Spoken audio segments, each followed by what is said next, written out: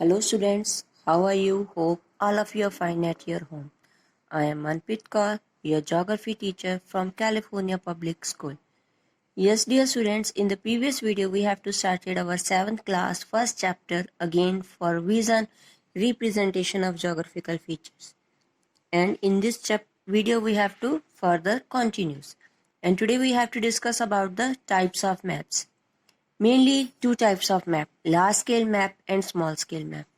In large scale map, we have to discuss small area, but a very detailed feature we have to show. Every detail we have to show. That is the large scale map. Covers a small area of the earth but shows almost every feature of the area in detail. That is called the large scale maps. And in small scale maps, cover the large area of the earth but show very few details. Cover large area, show few details. That is the small scale maps. Next is scale of a map. What is scale of a map? Scale of a map, we can say that scale is the ratio between the map distance and the ground distance. On the map, the scale can be expressed in many ways, 3 ways. Which one 3 ways? Verbal scale, verbal statement, representative fraction, and third one is the linear scale. Verbal statement, verbally it says, simply says it's 1 centimeter is equal to 10 kilometer. Means 1 centimeter is the map distance and 10 kilometer is the ground distance. So that is called the verbal scale or verbal statement. Next is representative fraction. In representative fraction, units of measurement are not given. Only ratio is given in the form of a fraction. For example, 1 over 10,000. 1 is the denominator and 10,000 is the denominator. Denominator always shows the map distance and denominator always shows the ground distance. So, and one thing more, map distance always show as a 1. So that is called the representative fraction. Next is linear scale. Linear scale showing the map distance and length of a line marked with the ground distance.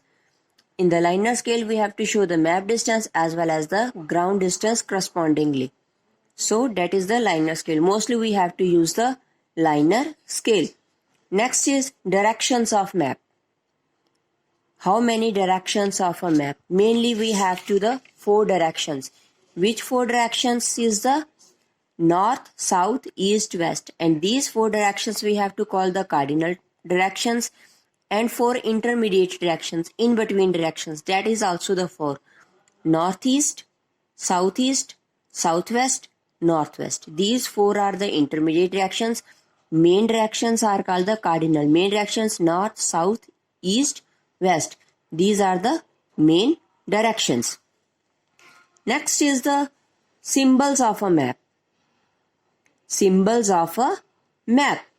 So the main purpose map to represent the variety of information to quick.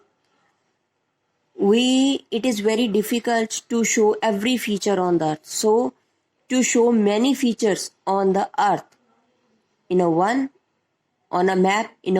map. So we have to use some sign and symbol to represent the different things in a one map. That type of things to represent, that is, we have to use the symbols and the signs. So in the map, political boundary, physical feature, climatic condition, distribution of natural resources, all these we can't be show all the things proper way. So maps are generally small in size. So to show the many things on a map, we have to use some signs and symbols.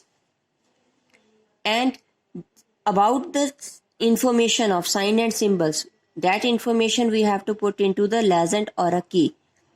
Legend and a key, we can say that legend tell us the story of the map. What is in the map? Main thing we have to know about the map from the legend. So those sign and symbols we have to use in used internationally, means almost all the nations used in the world. Such type of signs and symbols we have to call the conventional symbols. Such type of symbols what we have to call conventional symbols. So in this video we have to discuss about main three things. First one, types of map, two types, large scale map, small scale map, scale of a map. Scale of a map is again three of them: verbal scale, verbal statement, representative fraction, and third one is the linear scale. Next, directions of a map. How many types? Four main directions, that is called the cardinal directions, and four another, that is called the intermediate directions. Next is symbols on a map. Symbols on a map represent many things in a one map, that is called the signs and symbols.